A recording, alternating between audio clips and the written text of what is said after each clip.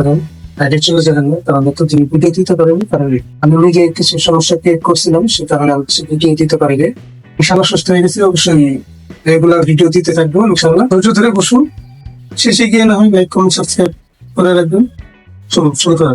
Recently দেখা যাচ্ছে যতগুলা আপকামিং স্মার্টফোন আসতেছে আগের থেকে অনেক প্রাইস হাই হয়ে যাচ্ছে, কারণ কোম্পানি দাম রাখতে বাধ্য হচ্ছে, কারণ কেননা অনেক কিছু ইমপ্রুভ করতেছে তারা আগের জেনারেশন থেকে এখন কিছু ইমপ্রুভ করতেছে।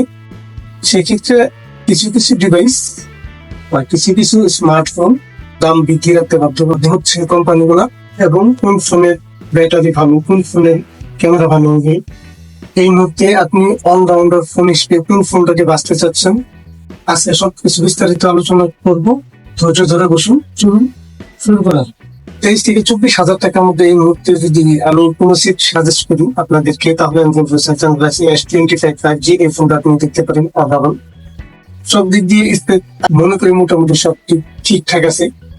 স্টেরিও স্পিকার পাবেন, 5000 mAh এর ব্যাটারি পাবেন, 25 ওয়াটের ফাস্ট চার্জিং পাবেন, 20 Hz হাই রিফ্রেশ রেট পাবেন আপনারা। তবে স্যামসাং এর ডিসপ্লে নিয়ে আমার তো এখনো কোনো দিন ছিল না, তবে স্যামসাং এর ডিসপ্লে অনেক ভালো আমাদেরকে দেয়, এই ফোনটা আপনি দেখতে পারেন। আর যাদের বাজেট হলো 19 থেকে 20 হাজার টাকার মধ্যে, আমি তাদেরকে একটা ফোন সার্চ করতে বলবো, সেটা হচ্ছে স্যামসাং গ্যালাক্সি S34। এই ফোনটা আপনি দেখতে পারেন। এখানে তারা 6000 mAh এর ব্যাটারি দিচ্ছে, 120 Hz high refresh rate, 1000 peak brightness. আগের ফোন A25 ওটা তো 1000 পিক ব্রাইটনেস পাবেন আপনারা, 120 Hz high refresh rate, super AMOLED panel পাবেন স্যামসাং এর। আর ইদানিং আপনারা জানেন স্যামসাং এর সুপার অ্যামোলেড মানে অনেক কিছু আমরাই করি একটু। যাই হোক, 3 নম্বরে আমি যে ফোনটা নিতে বলবো সেটা হচ্ছে স্যামসাং গ্যালাক্সি। এই মুহূর্তে ফোনটা হয়তো বা বাংলাদেশে আনঅফিসিয়ালি পাওয়া যেতে পারে, আপনারা অবশ্যই অ্যাপেল গ্যাজেটে যোগাযোগ করতে পারবেন। আমি আই বাটনের লিঙ্ক দিয়ে অবশ্যই আপনারা ভিডিওটা দেখে পাবো। সে ফোনটা হচ্ছে স্যামসাং গ্যালাক্সি S55 5G। যদিও বা এই ফোনটা অনেক কিছুই করে, তবে এখানে আপনারা কোয়ালকমের প্রসেসর পেয়ে যাবেন। আগের দুটোতে আপনারা একজন 1280 সেটটা পেয়ে যাবেন। তবে স্যামসাং তাদের চিপ গুলোকে আবার একটু ইমপ্রুভ করতেছে, ইমপ্রুভ করে করে ফোনে দিচ্ছে। তবে জানি না ভবিষ্যতে কি হবে, তবে আশাবাদী আমরা স্যামসাং তাদের যে মনোপলি, সেই মনোপলিটা তারা ঠিকঠাক ভাবে রাখার চেষ্টা করতেছে, তারা চালিয়ে যাচ্ছে। অবশ্যই তারা কি করতেছে আমাদের চ্যানেলের বছর ভিডিও আসবে, সেই জন্য তো বলি আমাদের চ্যানেলটা সাবস্ক্রাইব করে রাখেন। 4 নম্বরে আমি এমন একটা ফোন রাখবো, সেটা হচ্ছে ফোনটা অনেক আগের জেনারেশনের হলেও এই মুহূর্তে স্যামসাং তারা ক্লেম করতেছে তারা এখনো তারা অ্যান্ড্রয়েড 15 এবং 16 এর আপডেট তারা তারাই করতেছে।